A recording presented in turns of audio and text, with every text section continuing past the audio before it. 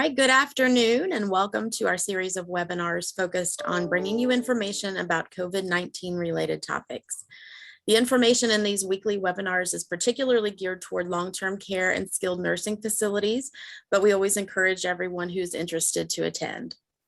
During today's webinar, we're going to be talking about COVID-19 vaccinations and chronic kidney disease. Everyone is going to be on mute today, but if you have any questions, we just encourage you to enter those into the chat at any time, and we will address them at the end of the presentation today. We also encourage you to join us every Wednesday at 2 o'clock for more webinars in this series. Next week, we're going to be discussing the recent guideline updates to nursing home visitations and testing. My name is Mitzi Vince, and I'm a communications specialist with Quality Insights. And without further ado, I'll get us started. We will follow up again. Just wanted to remind you, we'll follow up with all of your questions at the end of the presentation today. So on today's episode, we're going to be talking with Katelynn Booth from our Quality Insights Renal Network 5 team. Katelynn is a quality improvement specialist, and she's been with Quality Insights Renal Network 5 since June of 2021. Katelynn's experience includes trauma PCU and ICU, continuous renal placement therapy, interventional radiology, vascular, and dialysis access. She also serves as a member of the American Nephrology Nurses Association. Katelynn graduated from Jefferson College of Health Science in 2011 with a bachelor's degree of nursing, and she later graduated from Liberty University with a master's in nursing education in 2019. So welcome, Katelynn, and thank you so much for joining us today to talk about COVID-19 vaccinations and chronic kidney disease. Thank you. I'm happy to be here and talk about a subject that I have become very passionate about. Thank you. So, just to get us started, as we know, March is Kidney Awareness Month, which is why we're talking about this important topic right now. And as you might know, Katelynn, a lot of the work that we do with the Quality Innovation Network, Quality Improvement Organization task here is focused on working with long-term care facilities such as nursing homes. In your experience working with patients and providers within the renal community, can you tell us a little bit about some of the unique concerns that people with chronic kidney disease are facing as it relates to this COVID-19 pandemic? Yes, so there are several unique concerns that kidney disease patients face when it comes to this pandemic. And the first is that CKD patients, including those who have progressed to end-stage renal disease, are placed into this immunocompromised category. So these patients are definitely more susceptible to severe illness, hospitalizations, and death as a result of COVID-19. If you remove the fact that they are immunocompromised, these patients still present with a multitude of comorbidities. So things like diabetes, high blood pressure, obesity, and that list could go on and on. And not only do these comorbidities cause their kidney disease, they alone place them at an even greater risk for severe illness. So on top of that, CKD causes issues like anemia, decreased calcium levels, increased potassium and phosphorus levels, which again affect how their body combats acute illness. Patients who have progressed to end-stage renal disease and now require dialysis 3 times a week have an additional risk factor of being exposed to the virus when they go for their treatments. Another unique concern for these patients is the average age of a patient on dialysis is about 62 years. So their age alone contributes to their high risk of severe illness and death. According to recent statistics from the CDC, the mortality rate for patients on dialysis who contract COVID-19 is about 20 to 30% higher than a patient without kidney disease who contracts COVID. And as many of you are aware, long-term care facilities primarily house an elderly or an aging population. Switching gears, if we look at the health equity piece of this, kidney disease also disproportionately affects racial and ethnic minorities. So about 34% of CKD patients are African American and 19% are Hispanic. So if we could adequately address vaccination within our kidney disease patients, we could also make a significant health impact in our minority communities as well. Patients with CKD who have received a transplant or are on the wait list to receive a kidney, they have to be even more cautious because they're either on immunosuppressant therapy or they cannot risk contracting COVID in the event that they would get called to receive a kidney. So they have to be extremely cautious out in the community. And even if a patient's living in a nursing home, they would need to be extra cautious to not contract COVID. So taking each of these particular concerns into consideration, it paints a very vivid picture of why vaccination is so crucial to this specific population. We know that the vaccine reduces the risk of serious illness, and we can play a huge role in helping these patients see this perspective and help them make informed decisions about becoming vaccinated. All right. One question that people with chronic kidney disease who are on dialysis might ask is that, is it safe for them to get the COVID-19 vaccine while they have kidney disease? For example, does the vaccine have any adverse effect on their kidney function? What kind of guidance do you usually give people with kidney disease who have these questions? So there's no evidence that the vaccine has any adverse effect on kidney function. In fact, many transplant recipients that have received the vaccine have had no negative impact on their kidney health or on their transplanted kidney. It is more of a risk to your kidney health to contract COVID than it would be to receive the vaccine. When the vaccine was first released, kidney disease patients were considered to be a top priority to receive the vaccine, and that's because they are at such high risk for serious illness. And I always like to say that the vaccine is supported and recommended by several large kidney organizations like the National Kidney Foundation, American Society of Nephrology, and the American Society of Transplantation. Now, are dialysis patients able to get a COVID-19 vaccine on the same day that they receive dialysis treatment? Yes, absolutely. A lot of dialysis facilities actually offer the vaccine on site, and they can administer it to patients before, during, or after treatment. If a patient receives their vaccine prior to treatment, it does not make the vaccine less effective. On another note, in some cases, there is evidence that patients who receive routine maintenance dialysis can have a reduced response to the vaccine over time.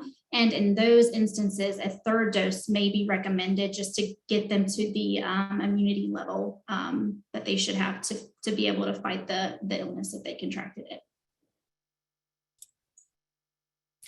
Can you tell us what are some of the options for COVID-19 vaccination for nursing home residents? Let's say if the vaccine isn't available at the facility itself, what kind of alternate methods or ways could we make sure that they get vaccinated? So there's a few ways that you can go about this. If your facility is no longer offering the vaccine because you aren't receiving vials, you can reach out to your local or state health department and request additional vials of the vaccine. There are some nursing home facilities that have pharmacies on site. And if you're one of those, your pharmacy, if they haven't already, they can enroll as a COVID vaccine provider, and you can actually do that right on the CDC's website. We have some dialysis facilities that have reached out to surrounding pharmacies like CVS or Walgreens to provide an on-site vaccine clinic for their patients so that the patients don't have to travel. Another option is to ask the dialysis clinic where the patient receives dialysis if they're still offering the vaccine. And if so, you can tell them that you have, this mutual patient that's interested in vaccination. And then next time they go for their dialysis treatment, they can vaccinate them there. If your patients are stable, there are still some rideshare companies that are offering free transportation to COVID vaccine clinics. And I know that Uber is one of those rideshare companies that's still doing that.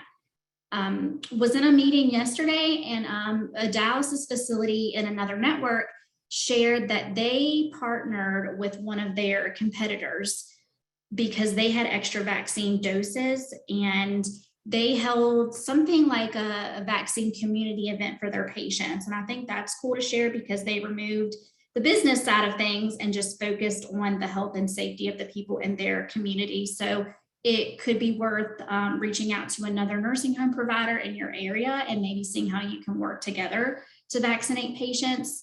I also recommend looking at your local community resources and any trusted figures in your community that you may be able to partner with and maybe co-host a vaccine clinic at your facility. If you have patients that are still hesitant about being vaccinated, some residents are resistant to being vaccinated from their healthcare team, but if they're approached by someone that they trust in the community, for example, a faith-based organization, you can partner with them and they may be more responsive and accepting of the vaccine. Thanks. Those are all really good tips. Now, Katelynn, can you describe the importance of the booster for residents in long-term care, specifically those with kidney disease? So this circles back to the fact that these patients are considered immunocompromised. And in a lot of cases, these patients are also over the age of 65. Studies have shown that vaccines can lose some of their effectiveness over time, especially in this elderly population. So in order to keep the maximum benefit of the vaccine and keep maximum protection against COVID, it is highly recommended to receive a booster dose. A booster will also help protect against future variants of the virus. Boosters are recommended for patients who completed their initial series at least 5 months ago for Moderna and Pfizer, and at least 2 months after receiving the Johnson & Johnson dose. I can also explain a little bit of the difference between a booster and a third dose or an additional dose. The third dose of the vaccine is recommended for patients who may have not reached the desired level of immunity after their initial series. And that third dose would be given around 28 days after the first series is completed. So this is definitely something that's recommended for transplant patients who are on immunosuppressant therapy, but also for many CKD or ESRD patients. But if you have a patient in your facility that is a transplant recipient, they would definitely qualify for that third additional dose. And then 2 to 5 months later, they would also qualify for a booster. Thanks, Katelynn. Why is it important to kind of thinking about nursing homes as they communicate back and forth with dialysis facilities? Why is it important to share a nursing home resident's COVID-19 vaccination status with his or her dialysis facility? Can you talk a little bit about that? So it's always important in general to communicate with the patient's dialysis provider, just because they are such medically complex patients, and there's can be a lot of moving parts in their care. But in terms of COVID and dialysis, in some situations, a patient's vaccination status may impact how those patients are cohorted during their treatment. It's also important because we have patients that are poor historians of their health and they can't relay this information to their provider. So they're going to depend on the nursing home staff to relay that information to them. And this can be done whether it's a written form or a phone call, just some way of letting them know that they have been vaccinated. In addition to that patient safety aspect, dialysis facilities are also required to report COVID vaccination status of all of their patients into this database, which is called NHSN, which stands for the National Healthcare Safety Network. And it's a surveillance database that looks at vaccination status, not just of COVID, but also for flu and pneumonia. And this is whether that patient was vaccinated in their dialysis facility or at an outside facility. So for several reasons there, it's important to make sure that vaccination status is shared with their dialysis provider, not just for the first dose, but for the second dose and then booster doses as well, because those also have to be reported. Okay, thanks so much, Katelynn. Again, I just want to remind everyone, if you have a question, go ahead and enter that into the chat or Q&A. If you want to reach out to Katelynn directly, you can call Quality Insights Renal Network 5 at 1-804 320-0004 and enter extension 2703. And you can also contact Katelynn via email at kbooth, that's KBOOTH, at qualityinsights.org. I'll be sure to put this in the chat for everyone as well. And lastly, I just want to say thank you to everyone that has tuned in today and encourage you to check out our other interviews that we've done in this series by visiting our website, and that is at qualityinsights.org/QIN_vlogs and pods, and that's VLOGSNPODS. So again, at this time, if you have any questions, go ahead and enter those into the chat or the Q&A. And while we're waiting, I again just want to remind everyone about next week's topic on recent guideline updates to visitations and testing in nursing homes. And I also wanted to remind you to be on the lookout for our weekly e-bulletin called the Last Minute Lowdown. This weekly e-bulletin provides a summary of this week's topics on office hours, a recording of our weekly webinar like this one, and it also provides resources specific to immunizations, long-term care, and skilled nursing facilities. So we've got some questions. We also have a comment, says, thank you, good information. So thanks, Katelynn. A question that I'm seeing is asking for a little bit of clarification about this third dose, knowing how you had mentioned if you can reach ideal immunity, how do you know if you've reached ideal immunity for chronic kidney disease patients? So that is a good question. And really, the patient would probably refer back to their primary care provider or their nephrologist and look at lab work. You can actually look at, you can have labs drawn and look at your antibody response. And that would be able to tell the physician who could relay that information to the patient if they've had an adequate response. The third dose, again, is recommended for patients that are known to be immunocompromised. So a lot of our CKD or ESRD patients are considered immunocompromised. And that dose would be given 28 days after their initial series. And then they would still be recommended for a booster 5 months after receiving the initial series. So after receiving that third dose, if they do get that, 5 months later, they could get a booster if it's been, if they received Moderna or Pfizer. And then if it was J&J, a little bit different with J&J because that's a one-shot series. So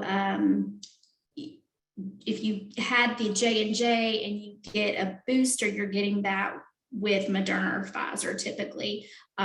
So a little bit different if they received the Johnson & Johnson. But I do know for Moderna and Pfizer, 28 days after initial series for the third dose, and then 5 months. And this is information that I did recently pull from the CDC's website. So that's the most updated information that I'm aware of. Okay, thanks. And then I see another question asking if there is a preference for the type of vaccination dialysis patients should get.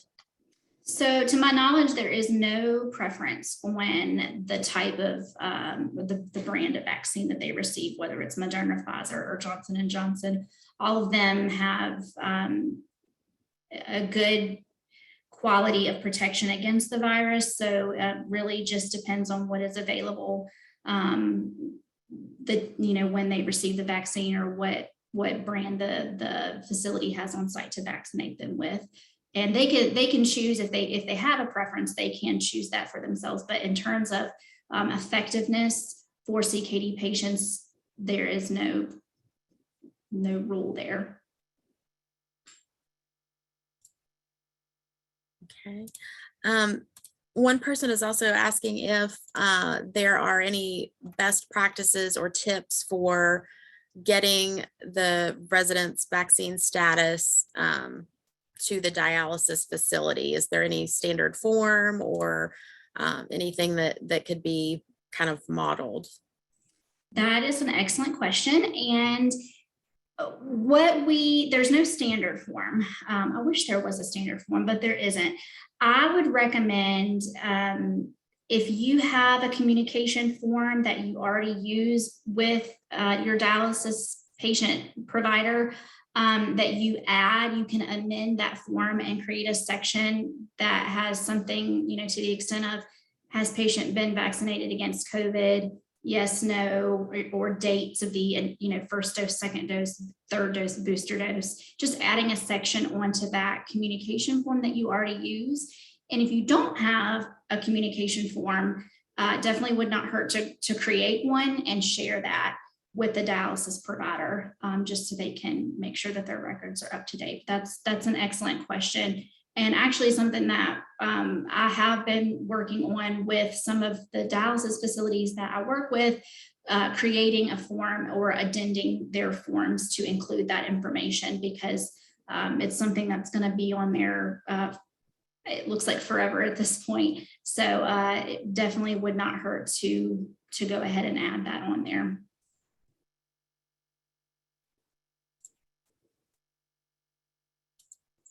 Okay, I'm not seeing any other questions at this point. Again, I just want to thank everyone for their participation. And Katelynn, thank you so much for taking the time to provide your valuable insight to us today. We really appreciate it. Do you have anything that you would like to say before we close?